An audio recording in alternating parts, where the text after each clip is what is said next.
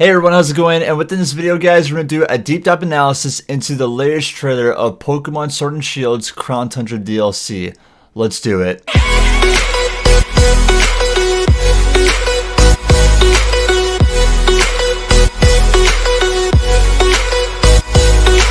Before I do this, guys, I just want to say thank you so much for the love and positivity on my reaction to actually seeing the Crown Tundra trailer for the very first time, which was early this morning right here. I'm sorry that this is a little bit late. I just really only got like 3 or 4 hours of sleep, and now I'm here doing the video now. But guys, we have a lot of information about this, so within the Crown Tundra. It's not just this trailer as well. There's a whole bunch of stuff on Pokemon's website and on Cerebi.net and all that stuff, which I will cover in a different video. But I figure with this video right here that we'll go, like, I guess second by second, looking at the trailer, seeing the landscape of the Crown Tundra, Pokemon that we know that are returning, but we're kind of see them animated and a lot more stuff right here. But if you guys enjoy, make sure to hit the like button, comment down below, and subscribe to the channel. But either way, guys, let's get right into the trailer. So we go right into this trailer, and right off the bat, we see, of course, Winden Stadium. Right off the bat, everyone knows about this place. This is, of course, when you face against Leon to become the champion of Galar, and it actually talks about a lot of the Galarian Star tournament with Ishihara, but I'll talk more about that during the ending of the video right here. But it starts right off at the stadium. We see, of course, the starters. We see everything like this, the gym leaders, and this is not really anything new, right? It's just basically talking about the Isle of Armor when you first start your journey. We know all about this. We can kind of skip through it, but it just gives a little bit of a recap of like, yeah, the DLC is available right now here or there, but this is where it gets really interesting, all right? So first things first, we see the train station or the Corviknight station, whatever you want to call it, arriving within the Crown Tundra right here. The landscape when I just see right off the bat is like when you first encounter the wild area, right when you get into Galar. I kind of get that feeling like a little bit. But yeah, so we arrive right into the Crown Tundra, which is very exciting. I bet that trainer is really cold right now, especially wearing a skirt like that.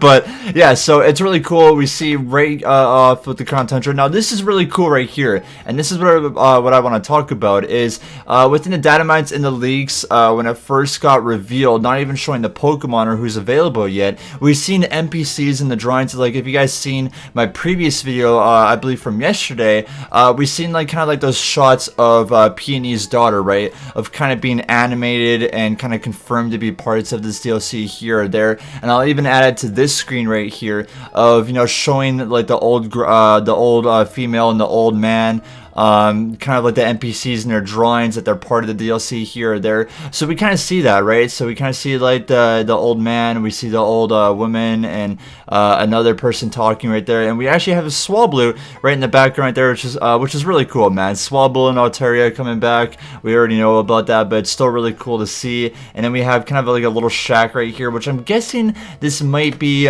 Peony's house. Now this is really cool here. I'll kind of stop at this point because I'll even put up a screen next to it. This is kind of like, I'm guessing people are calling it the old church right now, as like a kind of like a placeholder or whatever it may be. This is of course the image that we've seen kind of like in the back shot of the Crown Tundra before we actually kind of get the logo. As we can see, it's kind of like appearing right here on the left. But I feel like this is where we're going to see Calyrex. Like I feel like it's like kind of like you're climbing up a mountain, and this is like the last destination that you have to go for. And I don't know, I feel like this is going to play a huge significance in the Crown Tundra. We have no idea what to expect yet, but actually right when we go back here, that was actually hella quick. I should probably even slow the video down. But yeah, so we get Galarian Moltres versus Galarian Zapdos, which is really cool. I believe, like I said, I don't really know in order of what we're going to start with this game yet. If we start with the Ultra Beast, if we start with the Galarian Birds, if we do Calyrex, I believe Calyrex will be last, just because, like, you know, he is the symbol of this DLC, right? He is the legendary Pokemon, so it's probably going to be last that we get for him. I feel like maybe the Galarian Birds will be first. I don't really know yet, which is really cool. I'm actually going to slow this video down here as well. Let's go to 0.75 on that. But yeah, so we're going to keep continuing this video, and right here we see with Peony and the trainer, whoever you are, during an exploration. I feel like this might be the very first or maybe the middle part of the DLC that I have no idea. My guess is like he gets really scared right here, like a little bit, if you guys saw that screenshot. And then we see footprints right here, which people are really confused of what that might be. It might just be like a standard Pokemon, or it might be Calyrex. We have actually no idea what that might is yet. But yeah, so right here we get Galarian Slowcane. I'm not gonna lie, like it's a little bit of an F for me. I'm not really too sure how I feel about him yet. And coming across shiny as well, I feel like he might have the same shiny as Galarian Slowbro. Just kind of like what he looks like in that right now. But it was actually Run, so he's not Ghost Psychic, he is Poison Psychic, so it was kind of like obvious that he was going to be a Psychic type. I thought maybe he might be Ghost as well, but no, it's been confirmed that he is a Poison and Psychic type Pokemon. So right here, of course, we have Magmortar. I feel like this part was really cute, right? You have all the Spheals right here. If they're going to be spawning at this location a lot, I might just shiny hunt for one, to be honest with you. Even, like, I already have a shiny Walrein, and home ready to transfer over, but it's Spheal, man. Like, the Pokemon's freaking adorable, right? But yeah, so we see the Pokemon right here. He's catching, we have some Frostmoth.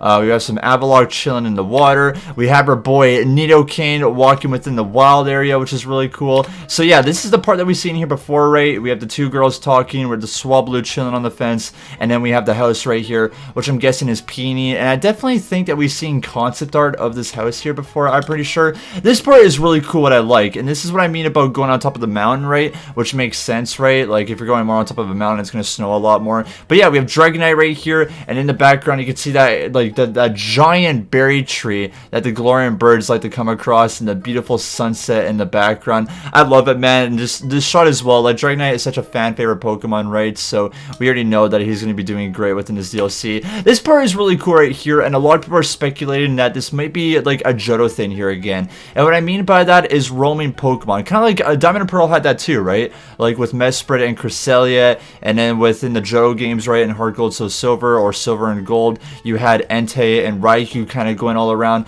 So is that what it's going to be for the legendary birds, or like do you have to kind of find like hints and clues and explore to kind of find, like, let's say like a secret cave, and that's where a Galarian bird is going to be? We have no idea yet, but this is a really sick shot of Galarian Articuno in the background right here. And then of course we have our standard Pokemon Calyrex for this DLC, and now we get into the dens right here. This is the legendary dens, which we see Zygarde right off the bat. We have Cresselia, Tapu Koko, Suicune, and then we have the Dynamax Adventures right here, which like, this is what I want to talk about in a different video, to be honest with you. Like, it's like there's a lot of information that I really hope we get a second trailer for this, even though it was talked about here a little bit, and I'll talk about it in a separate video right here. But I kind of like it how you choose between Pokemon. Like, it's like, I don't know how much Pokemon you have to face to actually get to the legendary, but I like it how it's like a little bit challenging to get to the legendary Pokemon, because like with Pokemon nowadays, it's like, oh yeah, here's your legendary Pokemon, go have fun. I like it that you have to actually like work towards it now, and I really love that environment. And as you can see here, we have Vanillice, I'm guessing that's Seadra. These trainers are going right to an Altaria right now, and then I believe that's an Alolan Sandslash on the right there. I'm not really too sure. So yeah, they're facing against Altaria. We have Landorus there, Kyurem, Latias, normal Moltres, so that's pretty cool. So in the dens, it's been confirmed, so just in case if you don't have the original birds, you'll be able to actually get them within the dens. So like outside of the Crown Tundra, you'll get the Galarian forms, and then within the dens, you'll be able to get the Kanto forms. So I think that's really cool. Best legendary right there, Rayquaza, you betcha. And then we just see them catching the legendary Pokemon, which is sick. And then we see the Galarian Star Tournament right here, which is basically like any trainer that you come across, gym leader, champion, whoever it might be, you could team up within the Galarian Star Tournament right here. Even shows Clara, and you know, Avery's coming up right here too, depending if you have Sword or Shield, whatever it may be. You're versing against Nessa and actually, I forget his name, to be honest with you. And then you have Hop and Leon teaming up, which is kind of cool. We have brothers teaming up within the Star Tournament. You know, we have Marnie and her brother, Raihan and the Stone Gym Leader, I forget his name. You teaming up with B. You know, you teaming up with Kabu. It's really cool stuff. And like, I like it how the Isle of Armor is kind of canon to all this, right? Like, we're seeing Avery, Clara, and Mustard come to the Star Tournament. So I like it how it's not just like a filler thing that you see in anime or whatever it may be, right? It's actually like full-on standard. But yeah, we see all the Pokemon right here: Garchomp, Metagross, Cradily. We had Audino there as well, really showing off all the new Pokemon, which is really sick. You love to see that. We have Mewtwo, Lugia, Ho-Ho, Groudon. Like, it's so awesome seeing all these legendary Pokemon back. We even have Giratina right there in his origin form, which is really cool. You love to see that. And then it's just, yeah, just showing off every single legendary Pokemon that we see here possible. Of course, is the birds. We have all the Reggies, Uxie. Now, this part part is actually really cool. I'm actually going to go back to this right here. So I'm going to try to pause as best as I can here. I think the videos, yeah, so I like this. So it shows lights indicating a cave that you're going to explore. I'm not really too sure if this is kind of like the fossil route where you try to go and get the fossil Pokemon, because there is a lot of fossil Pokemon that are returning within this game, or that's kind of like going into the legendary raid den. I'm not really too sure. I think that there is information on that. I'm just being stupid and have no idea. But like that, so you're going to the Reggie Temple. This right here, you're going right into the old church, which I'm guessing you're going to get Calyrex with. We have the new Reggies. Now this part's really cool. I love it because if you guys don't know, they've shown this in the teaser back in June, I believe, when the Olive Armor was showed off, seeing all the customization you could do for your character. So we see like within this, right, like this uniform with the Gyarados in the back, that's hinting towards Lysander, right? He was the evil villain during the Kalos region or the X and Y games. And I really hope, to be honest with you, that like within every single evil organization that we face within Pokemon history that we're able to dress up as, like I really hope that this is just like a hint of players that, oh yeah, you can get like their eye like wear and everything, but imagine if you actually dress up like Team Galactic or Team Rocket or whoever it may be. So I really hope that's the speculation of it, but it's still kind of cool seeing that. You know, we have Tyrantum, I forget the long next name, man. I'm a terrible creator for Pokemon here. And then of course we have Absol right there. So this is really cool. Been confirmed. I was worried about this, but yes, guys, the returning Pokemon feature of them following you is confirmed. I'd love to see that, and I'm very excited about it as well, right? Because if all the legendary Pokemon are coming back and all of our fan favorites of you following them again, I was worried about that, but they're like, nope. Here you go, guys. The following Pokemon feature has returned. So that's really cool to see there. You love to see that. And then we have 100% Zygarde there, which is awesome. Peony, Slowbro, Calyrex. You shaking the berry tree for some reason. I don't know how you're able to shake a huge tree like that. But it's really cool. So we still have more of this trailer here a little bit that they do show us. It's just basically Ishihara talking about what's going to be available within the Crown Tundra here or there. So yeah, we have, of course, Nidoking there talking about all that stuff, Dragonite. So yeah, we see a lot of like the exploration here or there. This is inside Peony's house. I'm guessing this is where you get your exploration stuff, which is understandable there. It's really going to be cool going on stuff with that. I don't know why you're growing crops in winter though, man. It's going to be kind of a tough time for you. So this is the start of going into these raid dens right here. So would you like to embark upon a Dynamax adventure? Yes, please. How does this work again? No thanks. I kind of wish you put on a how does this work again feature. This really scares me, okay? This scares me as a shiny hunter because I have no idea how this is going to work out and play, right? Because with the dens for shiny hunting, you know, it was basically you look at a den, and if it's not the shiny, you back out, you do the day method, and you kind of go over and over and over again. But how is that going to work with legendary raids and all this stuff right here? Like, if it's between 4 or 5 Pokemon that you have to face up against, and you get to that legendary Pokemon, and let's say I encounter a Suicune, and it's not shiny, can I, like, if I save before actually going to it, could I restart my game and go back to it? Does it work like that? I'm not really too sure about that. So I really hope we get confirmation here or there about that. But yeah, so it's basically going into these raids. We have the 4 Pokemon or the 4 people that you're teaming up with. And of course we have the last end there, which is Fairy or whatever type of Pokemon that you're facing against. The big tree there yet again, the church. So it's kind of like repeating the same stuff over and over here again. But legendary Pokemon from past games are back, which this is an awesome feature to put into the DLC. Especially, like, I don't know if they're adding a 3rd or 4th DLC. I'm not really too sure, but at least if this is the last one, they're going out with a bang, so that's awesome. Going into the Regieleki and Regidrago Temple, all basically legendary Pokemon are facing against each other. So this one is really interesting right here. So legendary Pokemon from past Pokemon games are back, and it says right here some Pokemon are exclusive to a game version. Actually, you guys can't even see that because my webcam's blocking, but it says right there some Pokemon are exclusive to a game version, and that makes sense right there. So some of the rumors that if you guys seen before or that I did on the channel right here are legit. You expect that, man. There is no way that you'd be able to get every single legendary Pokemon in the game by yourselves. They're gonna have them split up, right? Like, let's say for Sword I have Groudon, Shield you have Kyogre, right? I have Yveltal, they have have Xerneas. It's stuff like that, which is understandable, but I feel like it's not going to be too bad if you guys have people that have different types of games, like maybe they have Shield, you have Sword, you go into the Dynamax Adventure yourself, and you'll be able to catch every single legendary Pokemon. I think it'll be able to work out. Maybe they'll have an online feature for that. I'm not really too sure, but it's understandable that all of these games are going to be exclusive, right? Exclusive version legendaries, which we saw coming 100%. But to the people that not, there's a warning for you right there. And then yeah, so Dynamax Adventures that we get from this, of course, we're seeing Dialga right there, which is so sick. So it's like, are they going to be as hard as the Mewtwo and Zeraora raids, though, from the previous events that we had within Sword and Shield? I don't think so, but there it is right here. So we get a new UI right here, right? That we got from previous dents, but this is kind of like a new up version of it. So we see the Pokemon on the right with its ability. We have, of course, the typing, and of course the movesets that they have right there. So just picking between a Pokemon here or there of what you want to choose, and then you go right into the den with it, which is kind of cool. You like that, so you get to basically kind of strategize with your team before going into these Dynamax Adventures. And then it's basically like the road set, so you're versing a Clefairy, or it looked like it was a Sudowoodo right there.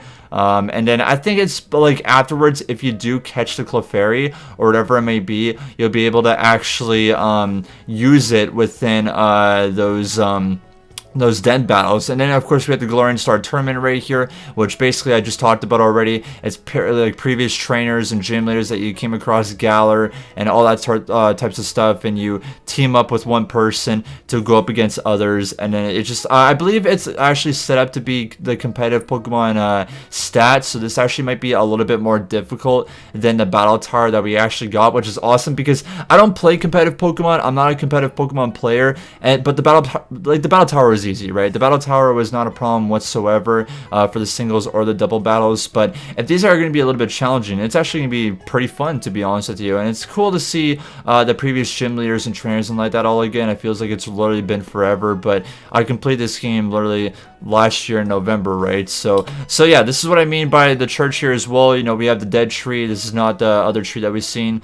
We have actually Glorian Articuno in the background right there, and then we have the old church. So yeah, my guess is like Calyrex is chilling right here. You go into the church for the very first time and you activate the event, whatever it may be for him. And then I think this is all the information that we get from the trailer right here. I do believe as like a deep analysis of kind of stuff here or there. So yeah, we just have Ishihara talking. Of course, we get the October 22nd release date, which releases on Thursday. There's actually more to this to cover, I do believe so. I think there's more to this release date than people like are speculating, like with times and dates and all that stuff, which I'll look into tonight. And then for my video tomorrow, I'll be able to talk to you guys about time zones of when it's actually going to be available for everyone, depending on where you live in North America, the UK, Australia, Japan, whatever it may be. And then, of course, they're coming out with the Pokemon Sword and Shield expansion pass for one full game, just in case if no one has the game yet, that arrives on November 6th on a Friday. So that's kind of cool right there. And I guess one thing to talk about before this trailer ends, or this analysis right here, is the Pikachus. So the Ash Hat Pikachus are returning.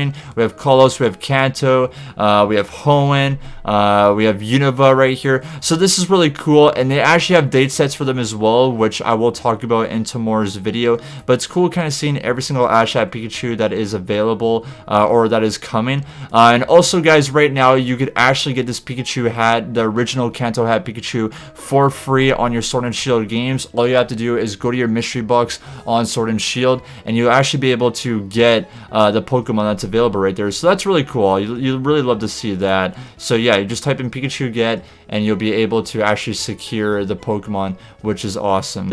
Overall, it was a great presentation. I loved it. You know, we know everything about this stuff. You know, I said it in my video. If you looked at the leaks, the confirmation, all that other stuff, like, we all know that was going to happen in this trailer. But seeing it for the very first time, having a release date for it, knowing that's going to be available in 2020 right here, especially with COVID and the pandemic and all that stuff delaying a whole bunch of like games and literally everything on this planet, I am grateful for this to be on here, and I'm glad it's not in November too, right? Like, I could play this in October, and then I can go and play my PS5 or other games on PC, whatever it may be, in November for those other AAA games and other games that are coming out for November for Gamer Month. But yeah, either way, guys, that is the trailer analysis for the Crown Tundra. There are more details details about the Crown Tundra that I'll talk about in a separate video, which hopefully I'll have tomorrow or the next day for you guys. But if you guys enjoyed this video, make sure of course to leave a like, comment down below what are you guys' thoughts and opinions on the Crown Tundra trailer and just the Crown Tundra in general, and also subscribe to the channel. That'd be greatly appreciated. But either way guys,